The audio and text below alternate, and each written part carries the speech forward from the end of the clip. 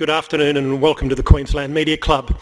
I'm Peter Kelly from 3Plus and I'll be sharing the MC duties today with Mark Ludlow from the Australian Financial Review, who'll be back after our main course to moderate the panel discussion. I'd like to acknowledge the Minister for Employment and Small Business and Minister for Training and Skills Development, the Honourable Di Farmer MP, who's with us today as we explore the state of Queensland business a year on from the COVID restrictions. I'd also like to acknowledge the traditional owners of the land on which we meet and pay my respects to elders past, present and emerging. We have a full agenda today, so I encourage you to enjoy your meal while the sessions are underway. We're able to present these events only with the support of a list of sponsors, and I'd like to thank them. They are our principal naming rights sponsor, Brisbane Airport Corporation, the operator of Brisbane Airport, the multi-award winning Premier Gateway to Queensland, Dial Before You Dig, a national referral service for information on the location of utilities' underground assets anywhere in Australia, and Griffith University, created to be a different kind of university, challenging conventions, creating bold new trends and pioneering solutions. Ranked in the top 2% of universities worldwide, its future-focused degrees are developed in consultation with industry, based on cutting-edge research and taught by Australia's most awarded teachers. Please thank our naming rights sponsors. Our season partner is Arrow Energy, an integrated coal seam gas company working to meet domestic and international demand for cleaner energy. And our club partners are New Hope Group, a majority-owned Australian and Queensland-based diversified energy company with business interests and operations spanning coal mining, agriculture, exploration, port operation, oil and innovative technologies. And Telstra, whose purpose is to build a connected future so everyone can thrive. With a long and proud history of contributing to Queensland's economic and social development, Telstra is committed to staying close to its customers and providing them with the best experience, delivering the best tech on the best network.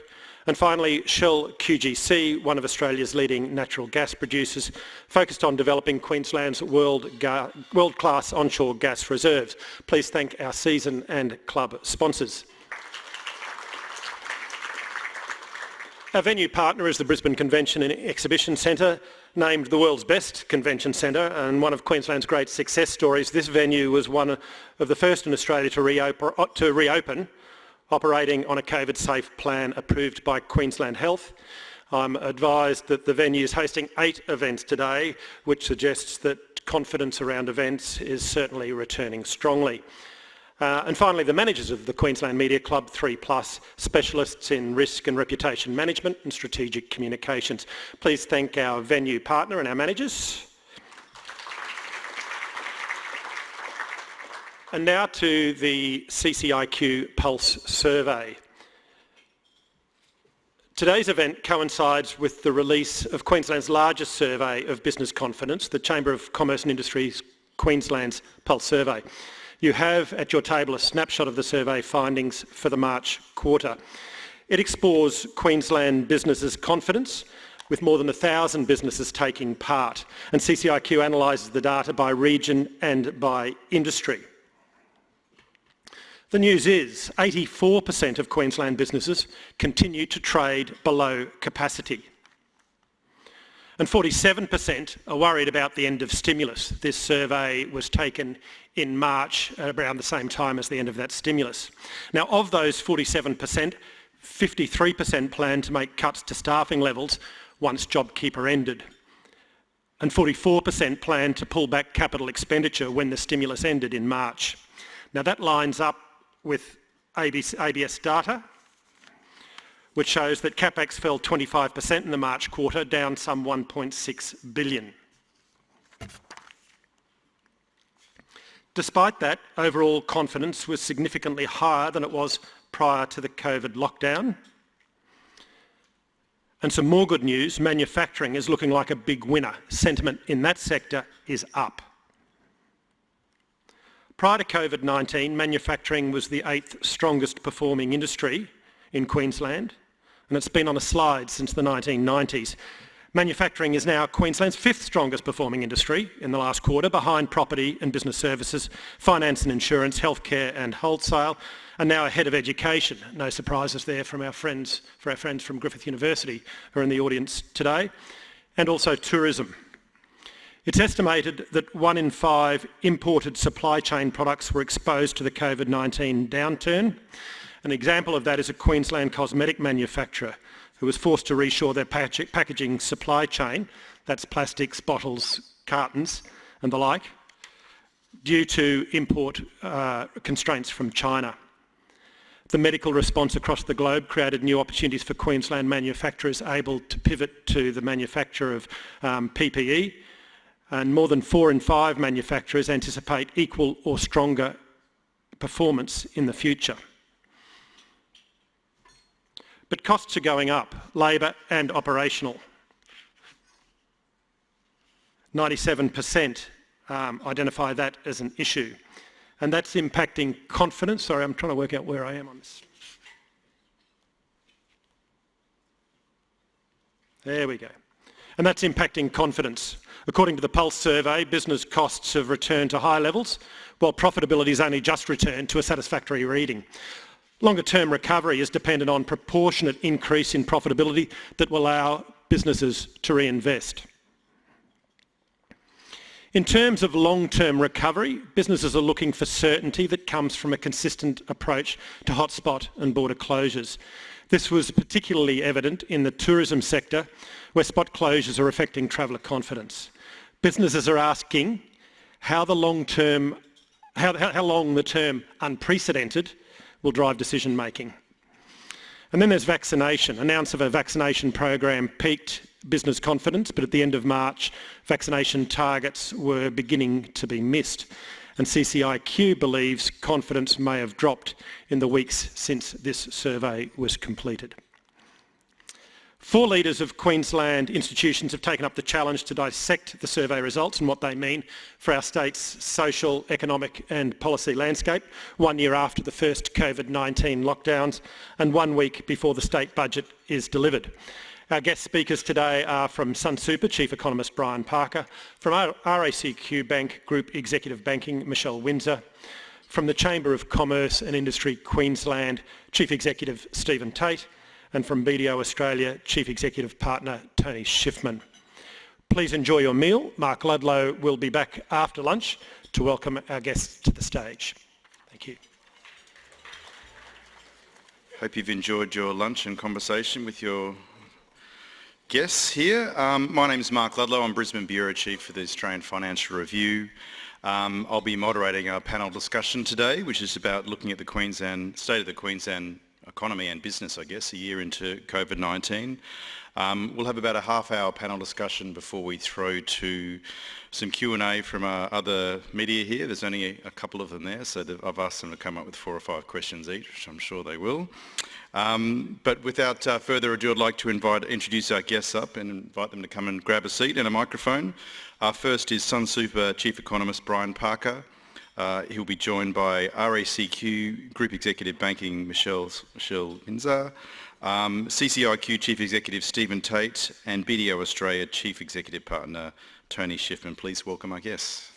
Okay, thanks very much. Look, we will get on to the CCIQ Pulse survey because there's lots of interesting themes that come out of that, some of which are reflected in, I guess, the national economy and the response to COVID and how businesses are coping, but also some very Queensland-specific ones.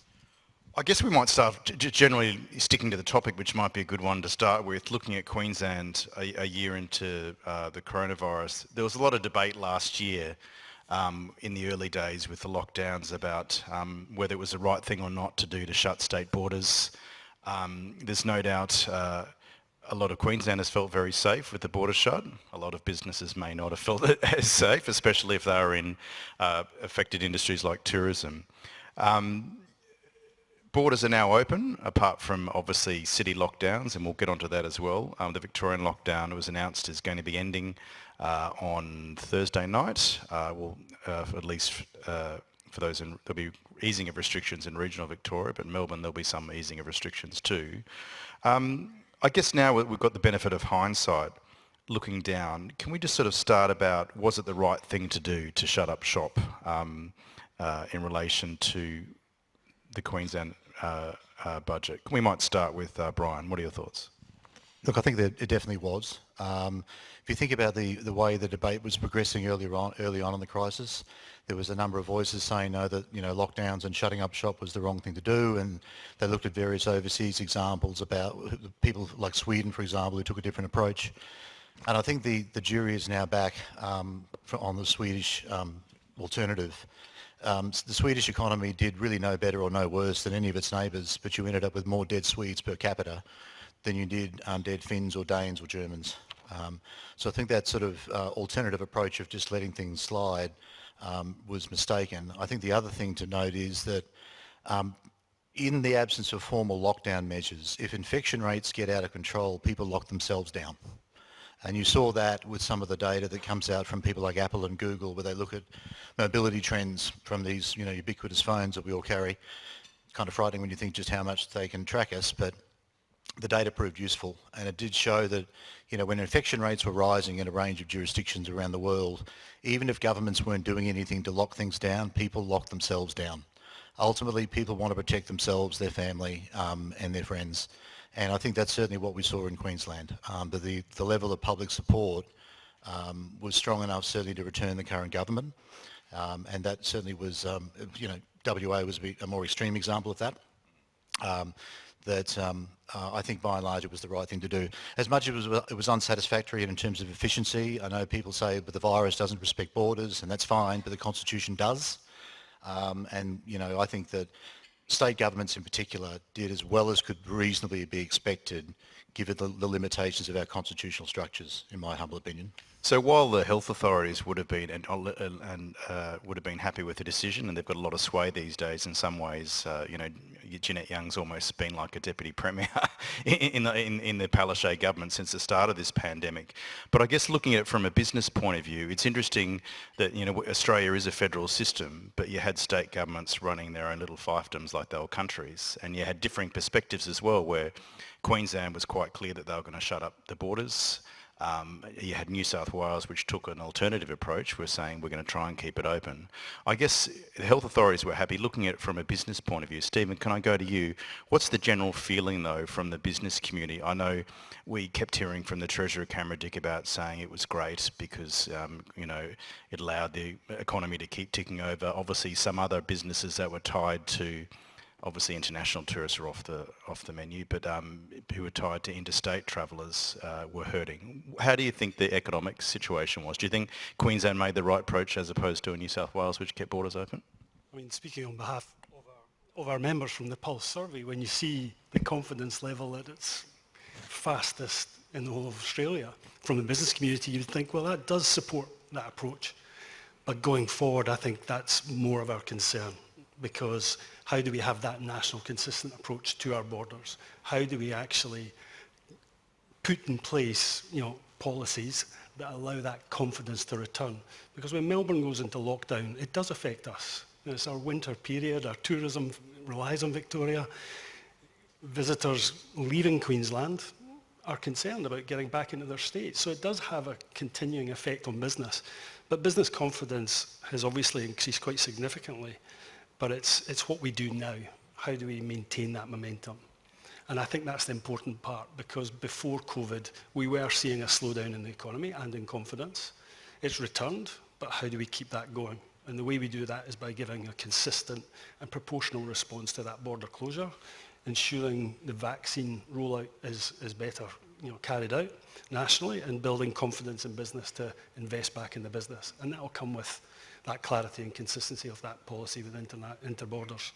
Look, we will get more onto the Pulse survey in a minute, but I wanted to throw to Michelle about your thoughts. Obviously, state border lockdowns does seem to be an approach that was taken last year. It worked effectively from a public health point of view and also from an electoral point of view. If you're looking for in Queensland and WA, they're now trying to move to a sort of, a city lockdown approach. Do you think that is the right approach now as opposed to a statewide lockdown? So I think the thing that we've got to understand, Australia as an island, we should be able to contain things within the country.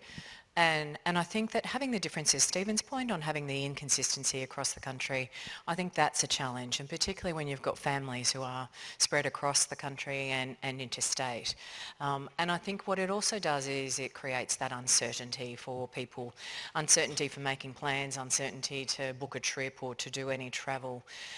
There has to be a better way to approach things, I think, than having each of the states having a totally different approach. I don't think that's an effective approach that helps people to be able to make the plans they want to and to actually go and see the important people in their lives, which is often, only usually a drive away or a small flight away. So containing things, I think, is probably a better approach to particular areas. There was one of the recent lockdowns there, I think it was the Victorian one or the Queensland one, but the way that the Victorian government I thought about the Queensland lockdown just didn't make any sense, in that it was a lockdown of a particular suburb, but they said that anybody from that area couldn't actually return. So I think we've got to have a lot more of a common sense approach, that if it's in a particular area, let's contain it to that area.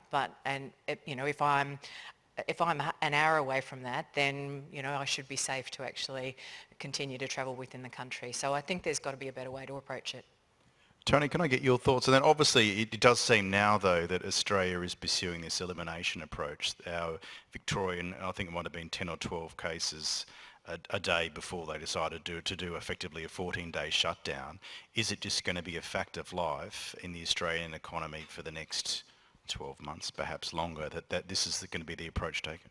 It is, but having made the mistake in the last 2 months of trying to do travel in Australia, it is really almost impossible. I've got multiple apps on my phone, depending on which state I'm going to. You've got to be constantly looking at websites. I'll quote an example in BDO. So our chairman is Melbourne-based. He's based in Byron Bay most of the time. We had a meeting in Adelaide 2 weeks ago. They changed the rules 6:30 the night before he flew down. So he's checking the website in the afternoon. No, and he thought he was fine. He flew into Adelaide, and then they said, "No, sorry, you've been in Melbourne this time," and so forth, and they had to have a COVID test and self-isolate. So the rules keep changing. They're different, and they're almost impossible to follow. So mobility is a core issue. Surely we have one app and one process in Australia, so it literally is, I'm not exaggerating, it is almost impossible to understand what you've got to do, and you get caught out easily. And so I've been caught out myself, thinking I knew what to do, how to get there, and having been, as I said, in most places recently, when I get there, the plane, there's people get there and they don't know what they're going to do, and they're just scared. I didn't realise when I go to Adelaide, I've got to have a border pass I've got to apply for 10 days before, and have an app and so forth. So it is, but it is humorous. I was in Adelaide a couple of weeks ago, and they put you this big test. All these people look like policemen that aren't, and then they go through the interview process, and at the end they give you a raffle ticket, like a little ticket. I said, what do I do with that? And they said, I don't know, just walk out. And I just walked out. So I walked out with a raffle ticket. So, what am I going to do with the raffle ticket? You didn't win a meat tray for... I was looking for the meat tray. I didn't get one, but I got a raffle ticket at the end. So, Brian, I saw you about to say, so I guess, is this sustainable though? Obviously, I guess the question is, it sustainable having this kind of system where there's inconsistencies between... You even look at in the vaccine rollout, trying to work out, some states are still trying to focus on over 50s, other people are moving 40 to 49. I think the Northern Territory is doing anyone over 16 at the moment. There is inconsistencies there. Surely there has to be some kind of economic cost for having these inconsistent systems. Yeah, there is. And one of the things I do find kind of puzzling is this whole idea that the National Cabinet approach worked brilliantly. What's the evidence for that? I don't see evidence for that. I currently have a collection of 5 state apps on my phone. I'm wondering whether I get a raffle ticket by getting the full set by the end of the year, which is insane. Wouldn't it be nice to have had an app that was actually rolled out nationally that actually worked from the get-go? I mean, we have, what we've seen in action is the limitations in the modern world of a federal structure that was built at the turn of the 1900s. it's not fit for purpose. Now, unless you can tell me that that's going to change dramatically in the next 12 months, then frankly, this is what we're living with. Which is hence my point before about, look, I think we've managed it as well as possible given the limitations of our federal structure. Could we have done a lot better on the IT side of things, having a national app that worked? I would have thought that would have been a no-brainer, but I'm just a humble economist. I think also one of the bigger picture issues of this is that we've managed it as well as possible given the limitations of our public sector's resources. One of the things that irritates me as an economist is for too many years, whenever state and federal budgets have been announced, there's always, or quite often, there's one line of the budget saying, oh, we think we can save money by a so-called efficiency dividend. We've seen that in the budgets, heard that phrase? Now, there's a limit to how many years you can go by imposing efficiency dividends on the public sector before all of a sudden you starve the public sector of needed resources. And you may be able to get away with that for years, but when you get a crisis like COVID, that's when you need a public sector that is adequately resourced with the kind of technology and the kind of people that can step up and solve problems. We haven't had that in the last year. I think it's, I think the public sector has done as well as possible given the limitations of our structure and given the limitations with which we funded the public sector over the last 20 or 30 years. We will get onto the CCIQ Pulse survey. One of the key themes out of that was business confidence being tied to the level of vaccination. We're talking then before about the inconsistencies between states with border closures, different apps, that kind of things. It doesn't really fill you with much hope about getting confidence back with vaccine. And I always looked at the UK. It copped a lot of flack for a pretty ordinary response when COVID first started. But since then, and I haven't looked into it in detail, but they've done a pretty amazing job with getting a rollout. And I sometimes wonder, is it because they've got a national government? They've got counties, but they don't have a federal system like us. Whereas in Australia here, we have state governments each running their states or territories like their own country. Does that fill you with much confidence about the vaccination rate? And I was talking to my colleagues, my other bugbear is the Commonwealth government every day, the health department puts out their figure of how many people have received a vaccine dose, and it's trumpeted, it's 4 million or 5 million, whatever it is these days. They do not put the figure in there about how many people are fully vaccinated. And they do that because the figure is something like 500,000 or about 2 or 3% of the total adult population. And that just sums it all up where there's been a bit of spin on that. But I guess onto the vaccine rollout, is it fair to say you're not filled with, anyone can jump in here, you're not filled with much confidence about the success of the vaccine rollout? I would tie it to a business issue. We need to get vaccinated so we get back into business, okay? There's a clear issue here we need to solve, and the narrative has got to be around what's the future for Australia, what's the future for business, and at the moment we don't have that. It's all a conversation around numbers of vaccines. We need people mobile, we need to bring skills into the country. There's so many business issues that come off the back of vaccination, and I think that's the narrative we're going to talk about, the near-term future. I can tell you from other countries are having that conversation. They are mobile, they are moving, or if they're not, they actually have plans in the foreseeable future to move people around, to do business and so forth. We have so many challenges here at the moment because of supply chain issues, lack of capability of bringing people in, skills and so forth, and that's causing really business issues. So that's where I see the whole vaccine issue being so important to business in the short term, and that's what we should be talking more about. I think to your point, Mark, is if we rely simply on that as being the silver bullet, I think that's a fair way out from a line of sight. I think that we've got to have clarity and consistency on what our approach will be around some of the policy settings, like what is our response going to be in the interim with regards to if there are outbreaks, what's the proportionate response? Because businesses can't plan if they're getting phone calls on a Friday afternoon to say, from tomorrow you're shut down for 3 weeks. The impact it costs, both physically, financially, emotionally on a business, it removes their confidence to be investing in their business going forward. I know Western Australia and Victoria had a form of rescue package applied to short-term lockdowns, but I think giving a line of sight of what will happen in the near future if that was to happen again. What are the policy settings we're going to have in place to support the restaurant that's just spent all of this money on food? That we are actually having to stand down our staff at short notice who rely on that money. So I think we have to have a broader conversation about putting confidence back into business with regards to some of those policy settings, because people aren't being employed if we're not confident about our future. They're not encouraging people to come back into the regional areas because they're concerned about the future economy driven by a vaccine. I think we all have a role in business to encourage that for that very reason. But you know, it has to be a voluntary approach. But what's the number, what's the goal that we need to achieve and allow us to take advantage of that silver bullet?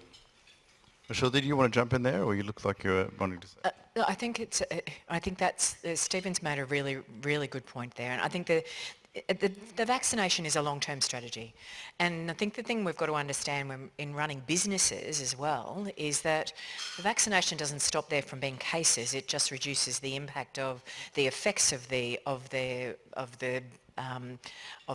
virus. So, you know, as we run businesses, it's not the only solution is the thing I think we need to think about. Because if I'm running a business and somebody has had vaccinations in my business, but they can still get the virus, then what do I do with that business where I've got weddings booked for a weekend, or I've got a full restaurant full of bookings? So it is absolutely important for us to really drive that rollout, and we do need, I think, a national approach.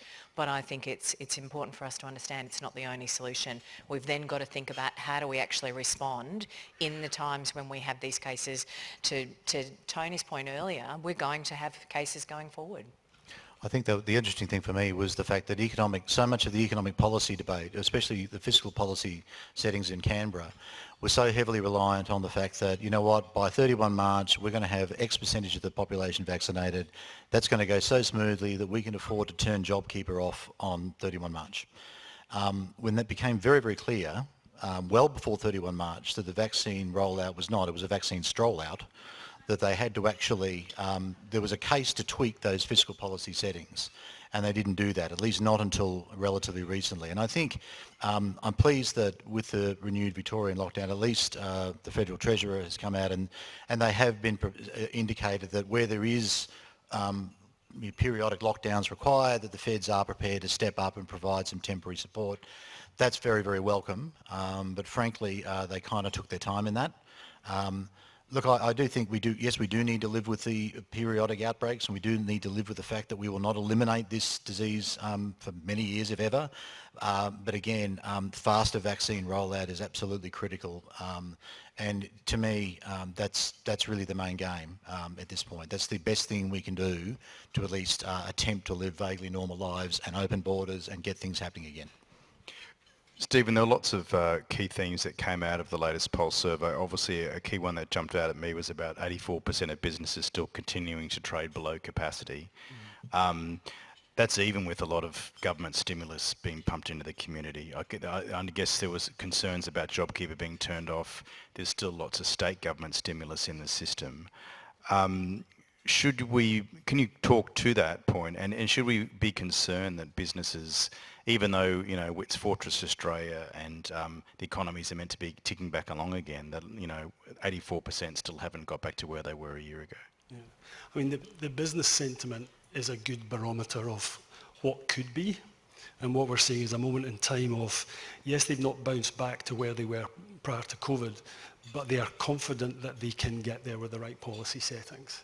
And I think that businesses are looking for what's going to help us get to that back to before COVID, and it's going to require support around the diversification of their businesses, making them more resilient, upskilling them, supporting them in the digitization of their business. They're looking for direct support that's going to help them go back to that.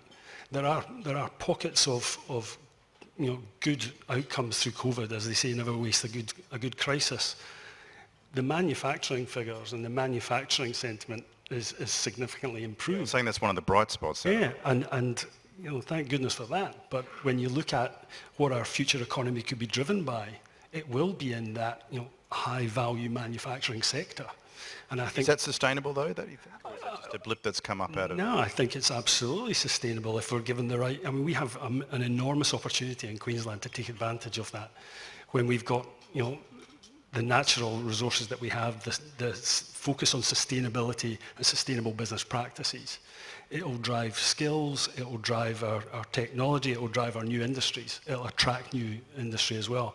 So I don't think it may not be sustainable looking at traditional industries and manufacturing, but that high value manufacturing, we can compete on a global stage with that.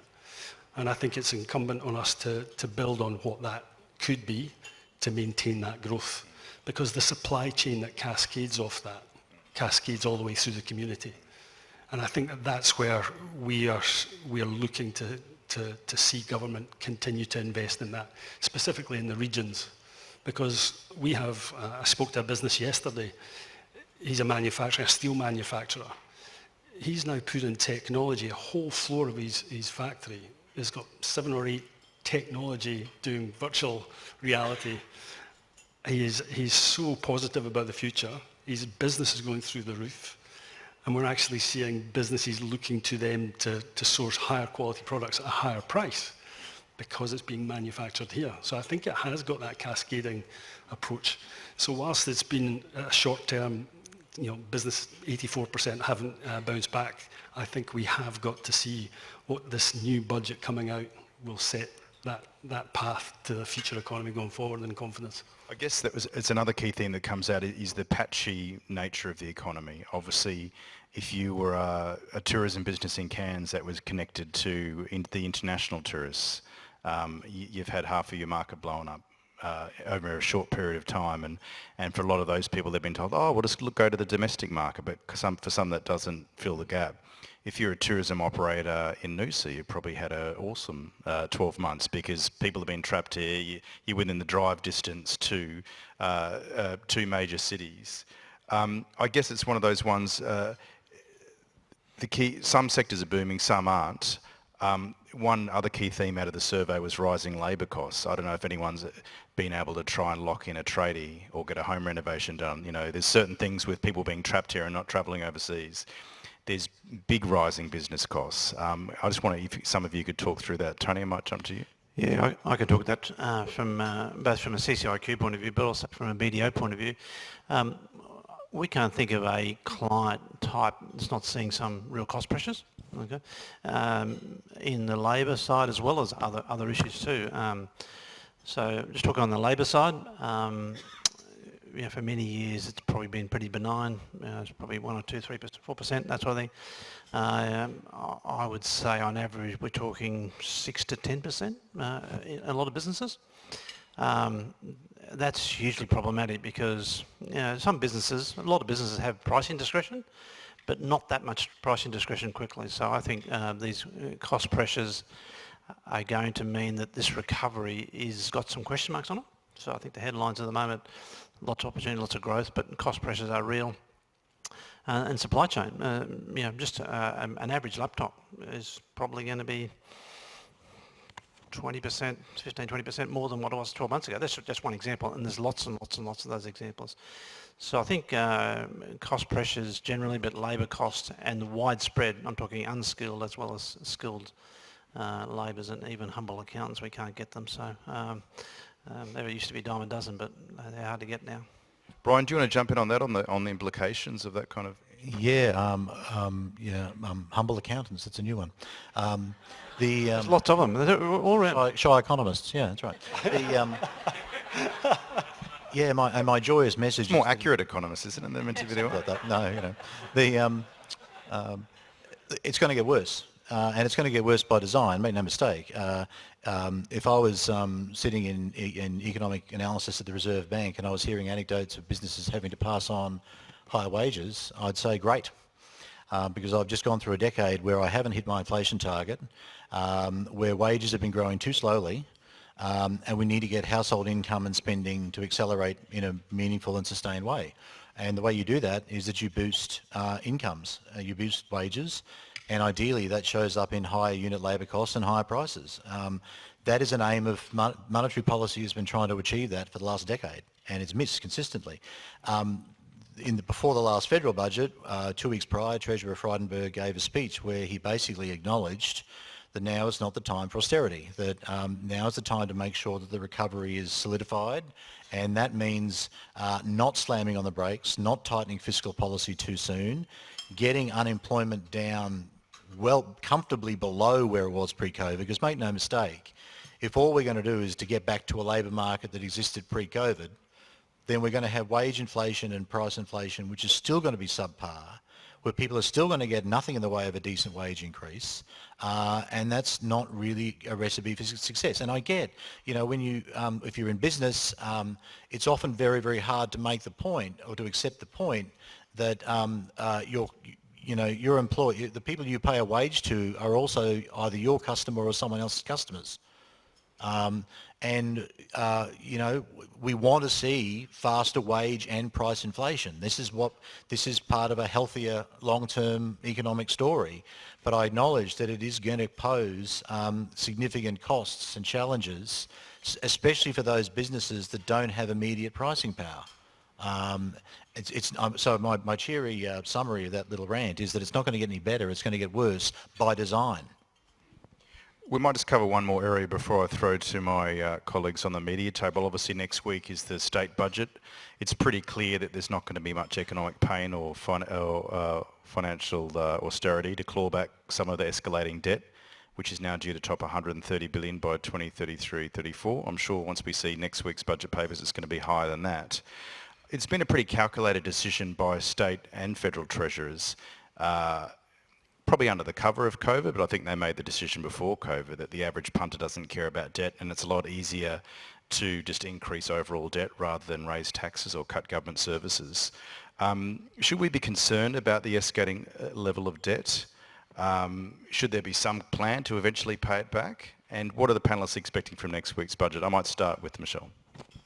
Well, I might just put in a bit of a plug for what RACQ is actually looking for from the budget. We were hoping that the government would invest in some infrastructure projects on some of our key roads across the state. I mean, travel in Queensland, by driving in Queensland, congestion is worse than before COVID. So it's really interesting to actually understand that we need to invest in public transport across the state, and there's some of the key things that we would be hoping that they would be supporting with and actually focusing on some of those infrastructure projects. Agree, especially in the regions, in terms of quality of life for people working in the regions. I absolutely agree. Do we need to repay the debt? No. There's this idea that governments need to repay debt. That assumes that governments are like households and we have a finite life, which is a myth. And the sooner we destroy that myth, the better. Governments have an infinite life, and governments do not need to repay debt. They do need to refinance it periodically.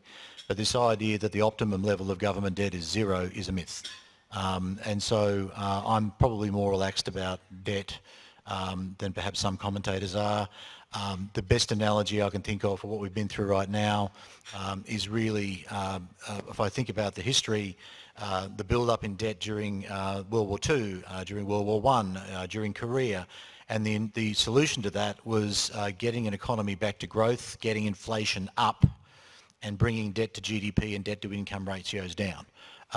That is ultimately how you resolve this. That, and a combination of the fact that, just as with military spending during a war, health spending during a pandemic, much of which is temporary, comes to a natural end.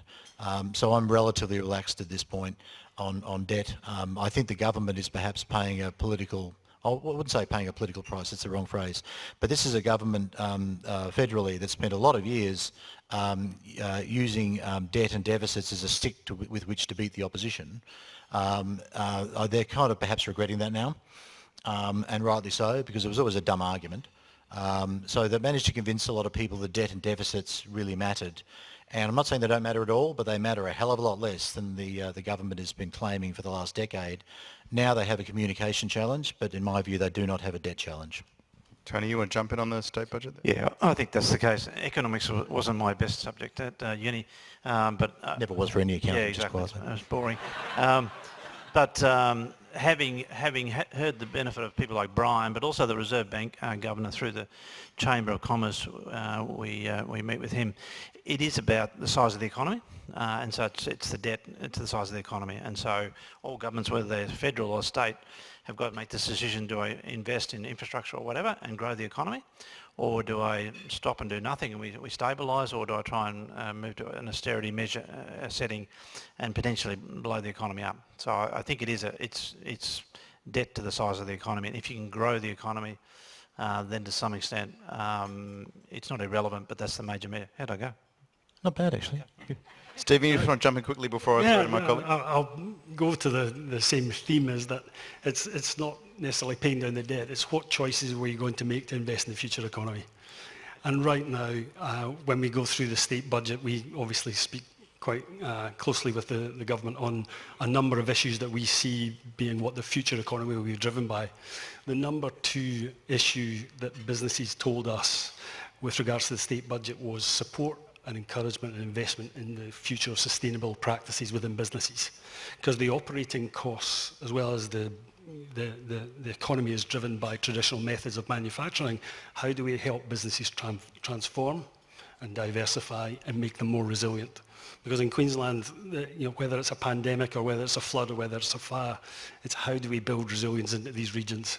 So where's that investment going to be? Well, it's going to be in smarter infrastructure, not just roads and rails, but if you can't get digital service out west, we need to look at that part. We need to look at smart infrastructure. We need to look at the future of skills, not just to the current issues, but there is an opportunity for us to look at what apprentices should we be looking at to build on for the future skill. It might not just be chippies and sparkies, but these people are going to have to support robotics and data.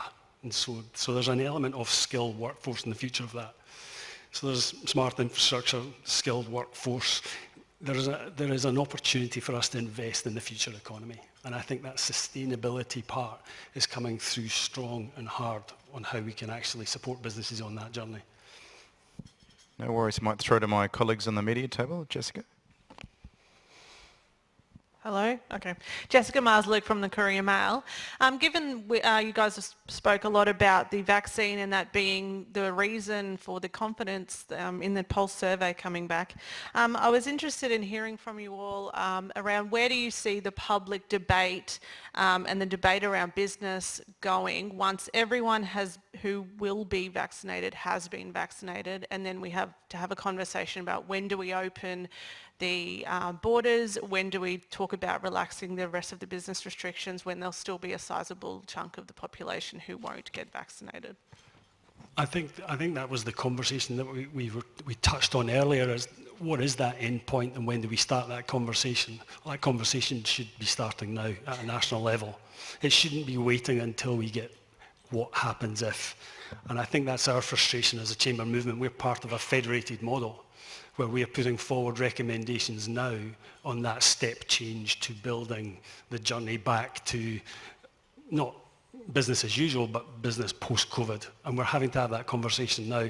And that consistent approach, both at a federal and a state level, is more important than ever before. I think business has that advocacy function to bring that and force that to the table at a national level, because we will get to the vaccination rates that we need. But what are we going to do between now and then? Well, that's a conversation we should be having now. Yeah, I agree. I know through the state chambers and the federal chamber, we are promoting policies settings for the federal government. So they don't want to talk about it. They should talk about it, because the reality of life is we can't. I don't think we can keep the borders closed forever. Not that I look at. So I think we've just got to take people on a journey. Now, clearly, there's an inflection point between scaring everybody and not. But I think this reality that somehow we don't have to open up is just a nonsense. It's going to have to happen. So someone's got to lead that conversation, and I think the federal level's got to do that at some stage. I would have thought. The only thing I would add to what's been already said is it's got to move away from a political discussion to actually what's the right thing for Australia as a country. And I don't think that's happened throughout. It's been political in each of the states with the decisions that have been made, and I just don't think that's the right approach here. It needs to be, we're dealing with a health pandemic, global health pandemic. We need to actually address things with a common sense approach. But there's also too, this is probably hard for a politician to lead, but what is the opportunity post this? I suspect there's a massive opportunity. If you think about it, Australia's had a great response to COVID, not a bad place to live. If you're in the UK, I suspect probably coming to Australia to work might be a good thing. So there's a conversation around future industry, future skills. What does Australia look like going forward post this? I think there's a really positive story if we want to think about it. I couldn't agree more with that. I think that's spot on, and especially given that my great fear is that we snatch defeat from the jaws of victory by firstly being too slow with the rollout, and secondly not being able to capitalise on the success to date and hopefully the eventual, touch wood, success of a rollout. You know, getting things like, I don't know, call it vaccine passports, call it, you know, how do we leverage our success into promoting our universities as education destinations? I mean, because potentially we've done damage there to our reputation amongst overseas students and prospective overseas students, because we did leave some of our overseas students, a lot of them, high and dry. As well as leaving a number of our universities high and dry. And, you know, we talk about wanting to promote skills, etc., and more sophisticated manufacturing. Frankly, I don't believe you do that without a very robust and high quality higher education sector, just quietly. I'm not saying that just to appease the Griffith University table either, by the way, but I do get a slight, thank you very much. But yeah, we've got a massive opportunity, but I do hope that we're working on the solutions, you know, I think some sort of vaccine passport mechanism, you know, how do you actually allow people to actually take advantage of the fact that they've been vaccinated? The reward for being vaccinated shouldn't just be this smug feeling of superiority, although I have that. But, you know, I couldn't agree more, basically. I got vaccinated. I got my injection on Friday, and they actually update immunisation register. So if you go onto your MyGov app, it comes up with a PDF Fantastic. of your immunisation register. That's a passport. Great. That's a passport, I think. I'm not sure. But I think in answer to your question as well, though, is that we have to give future businesses or businesses future scope to invest and give them confidence to invest. And if you think of Australia as a whole, you know, we're a safe haven. We're politically stable. We're financially good. We've got a skilled workforce. We should be attracting the future industries to this country. And more importantly, we should be attracting them to Queensland. And I think that we've got to have that conversation about how we can leverage that now, because people are looking to invest in our country. We have a stable fiscal responsibility to do so, so we have to do it. Is there another question there from the media table? Matt Deneen from Brisbane Times. There's a lot of talk about the opportunities for manufacturing going forward now, but obviously that's despite these 84% of businesses saying they're still trading below their pre-COVID capacities. Maybe one for you more specifically, Stephen, but which sectors are there any standouts represented in that group that are of particular concern? There's probably a few that I can think of, but what, I guess, needs to be done specifically for those groups? For the ones that are of concern, or the ones that are powering on? The ones that are of concern, yeah. I think given our views on what the future budget should look like, it's an answer to that. We need to support them in that digital capacity and capability building. We have to make sure that we're supporting them with the right employment and skills to do so. We have to have an investment pipeline where they can benefit from part of that procurement. We have to make it easy to do business. And it's all very well to give fiscal support to a business, but how do we make it easier to do business? How do we reduce that barrier and cost of doing business? Contrary to popular belief, you know, businesses do want to pay more for their wages. They do want to have happy staff. They do want to look after them. I've yet to meet any one of my members who believe otherwise. But when the cost of compliance and regulation, the lack of opportunities or the difficulties in participating in procurement opportunities, it doesn't allow them to do so, not to mention the need for an overhaul of the tax system nationally. The number one thing that we always talk about is payroll tax as being a major barrier. But at the end of the day, unless there's national reform in the taxation component, that's not going to happen. So how do we use that as a lever to incentivise improve productivity through, if you invest in a piece of technology, we'll reduce your payroll tax if it can actually help you improve your profitability in doing so. So I think that skilling component, having a line of sight on future infrastructure, making sure that they're digitally capable, these are the sort of things that need to be done now. And that's something that we've agitated for in our state budget submission. But in terms of the regional area is a big concern for us. And I think that helping them on that sustainability journey is an absolute imperative. And we've got consumers and people now making conscious choices on what they buy, how much they pay for it, based on a lot of these social factors now. And we need to help businesses do that. I mean, there's a commitment by government to achieve, the zero carbon emission by 2050. How are we going to do that? Well, we can't afford to just tax businesses to do that. We actually have to give them the support to do that. And businesses want to do that. As I said, it's their number 2 priority in the budget submission, or their budget requirement, is the support to do that and to go on that journey. Our chamber will be the first chamber, I think, in Australasia to be carbon neutral by the 1st of July. And we're doing it to go down that process to find out how difficult it is and how challenging it is, so that we can use that as an example, because the last thing we want is taxing our way to a government target. We've actually got to put in place the right environment and incentives to do so. So hopefully that answers your question. I think we're pretty much out of time. Unless was there one more question there from the media tool? Just have a real quick one. Given Brian's comments around the public sector, I wondered what the panel made of the hiring freeze in the past year, and whether that's impacted. Obviously, the public service is responsible for a lot of the business settings, and I wondered how that hiring freeze, how that had impacted on the points you were making around, needing this, public service. Can I start with that? I thought they were unhelpful. I thought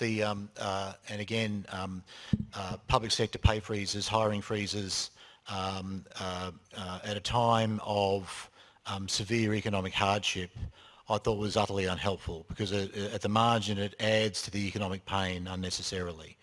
And that's just really economics 101. It almost works against what you're trying to do with other arms of policy. So at a time when you're trying to protect people's jobs and boost incomes, to then turn around to your public servants, many of whom are the front line of this crisis, and to tell them, no, you're just not getting a pay rise for the next 12 months. I thought that was just unnecessarily harmful in my view.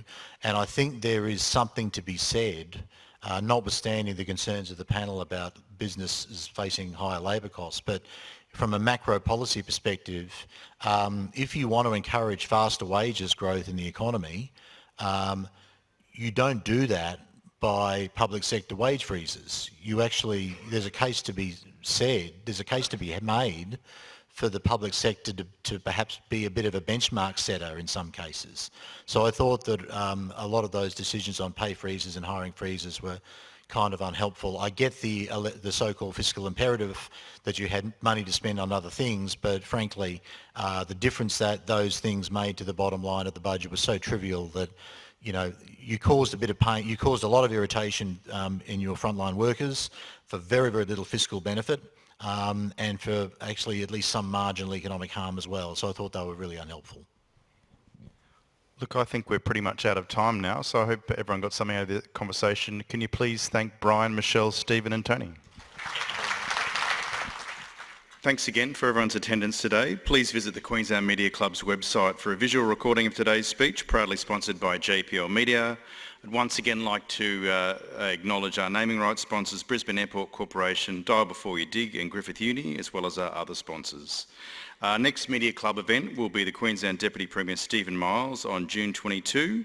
He'll be speaking on the state budget, which is next week, as well as voluntary assisted dying. Not necessarily for guests. Invites will be sent out this week, but please make a note in your diaries. That brings an end to this lunch. Thanks for your attendance.